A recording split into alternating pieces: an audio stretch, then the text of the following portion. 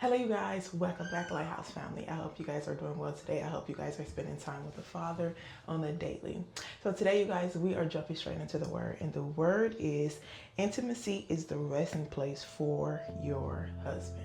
Intimacy is the resting place for our husbands. My marriage was terrible because I didn't know how to do this, but most of all, I didn't want to do it. I didn't want to give my husband intimacy. I didn't want to do that. I wasn't feeling it. I didn't want to do it. And when I didn't do that, it created an atmosphere of just something ugly, right? I wasn't being his helper because of my own selfish desires. And I wasn't being his helper when we faced hardship. I wasn't allowing our intimacy to create a loving environment because of my own selfish desires, because of my own heart, because of my own demons, right? And God have called us as wives. If you go back to Genesis from the beginning, he created Eve to be Adam's helper. That is one of our callings. Yes, we can have multiple mother, pastors, or disciples, or whatever God have called you to be. But one thing he have called us to be, especially if you are a wife, is to help our husbands. There will be hard seasons walking with God. Let's just be honest. There will be tough seasons walking with Christ. God will lead you through the darkest valley of your life if you need to. And it was this one time when my husband moved to Texas. We gave our life to God around that time, maybe about 4 to 5. I think 4 years ago. It's going on 5 soon. But 4 years ago, we gave our life to Christ, and God was calling us to move out of our hometown. And he was calling us to move to Texas. And I'm thinking, me as a wife, me as a person, selfish desires, hardened heart, I'm thinking I'm finna get to this place and get a house, get a car, get a job. I'm thinking I'm finna just live the best life. All I gotta do is allow God to lead me to wherever he had for me, right? But not realizing that God was leading us straight into the wilderness. Did we know? No, we did not. Because I'm pretty sure we would have never went. But God led us straight to the wilderness. And when I realized that we were going to get in a house at that time, when I realized that we wasn't getting a car at that time, when I realized that we were going to be living in a hotel with 2 children, I was mad. I'm going to be honest. I was angry. And that anger created a hatred inside of my marriage. That anger created an atmosphere of no love, no nothing. And at this moment, we was allowing God to provide our needs. We was allowing God to give us what we need to pay up this hotel. So we didn't have a job. We didn't have this thing. We was allowing God to provide our finances the way that he wanted to. It was starting to really bother me. And then once it did, I took away all intimacy and I took away all love in our marriage. I wouldn't comfort him. I wouldn't talk to him. I would be just irritated and frustrated, and I would dang near curse him at some point because of my selfish desires, because of my demons. And it caused our marriage and our seasons of hardship to be worse than what they actually were. My complaining and hatred caused my husband almost to faint before. It was a moment living in that hotel where I was complaining, I was arguing, I was fighting, I was bitter with him. And my husband did faint before. And as I look at it today, I was such a bad wife towards him because of the hardship, the hatred that I hated as being a wife in that hardship season, of not supporting him, of not being there for him, because I had my own selfish desires, but also I had demons that was pushing me also. And a lot of us as wives are just like Job's wife. Terrible because of God's shifted season. So in Job 2, verse 9 through 10, it says, his wife said to him, are you still maintaining your dignity? Curse God and die. He replied, you are talking like a foolish woman. Shall we accept good from God and not trouble? In all this, Job did not sin in what he said. So a lot of us are walking around in these hardship seasons just like Job's wife.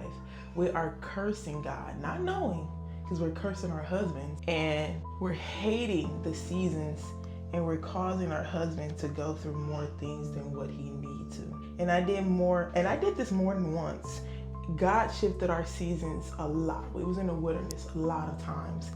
And I did this more than once, and it caused our seasons to be hell based on my behavior, based on my actions, based on my words.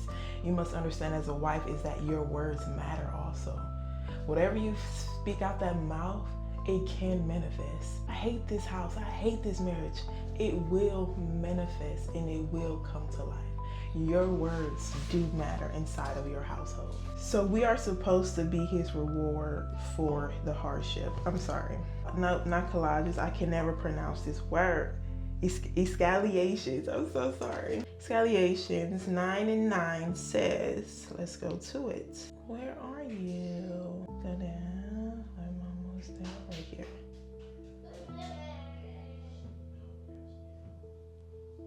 It says, enjoy your life with your husband who shoot. I'm not even gonna play with this. Escalations 9:9 says, live happily with the woman you love through all the meaningless days of your life that God has given you under the sun.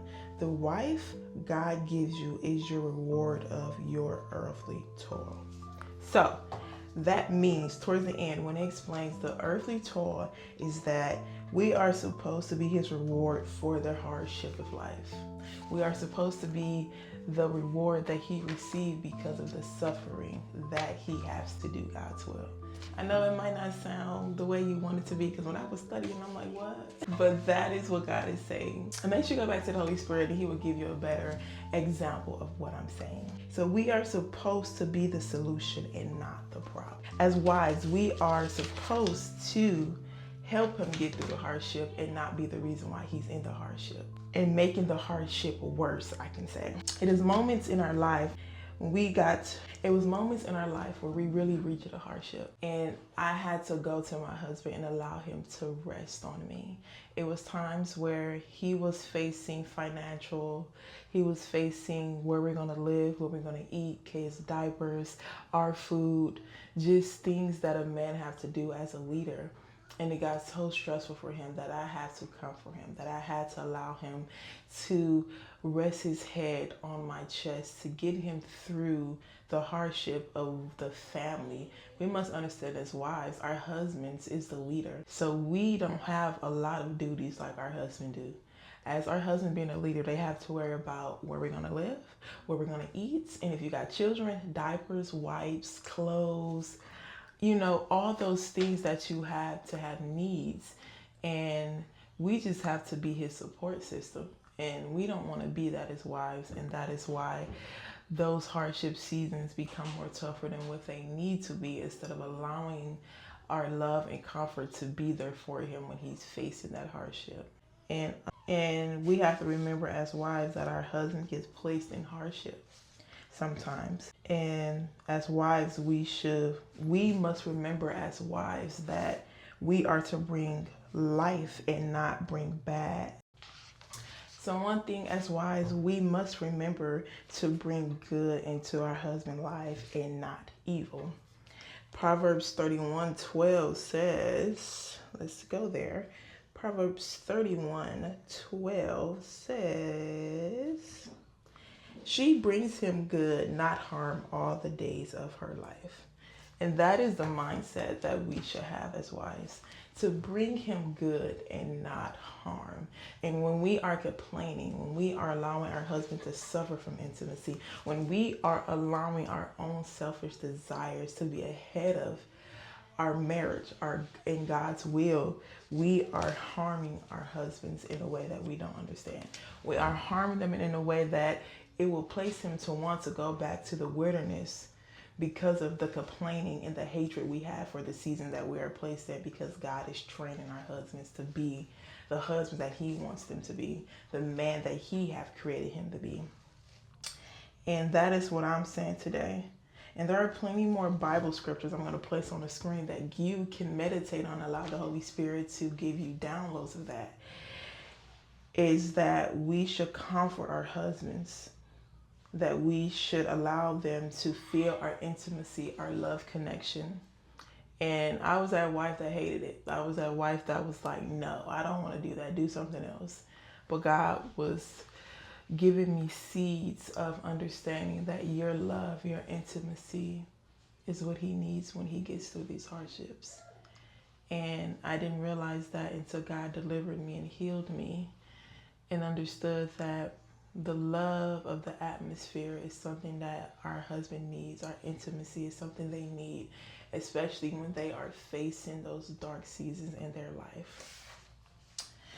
So as I end this video, the thing I wanted you to take from this video is that God created you to be his helper and not his headache. Help him get through his life. Help him gain the goal. Help him strive to get through the hardships so he can go towards the will that God has for him. So if you watch the towards of this end of this video, and I want you to understand as a wife, if you're already a wife, are you going to be a wife, is that allow your intimacy to help your husband get through hardship, because you will have it. You will have trials and tribulations, but God have created you to be his helper through those trials and tribulations by creating a loving atmosphere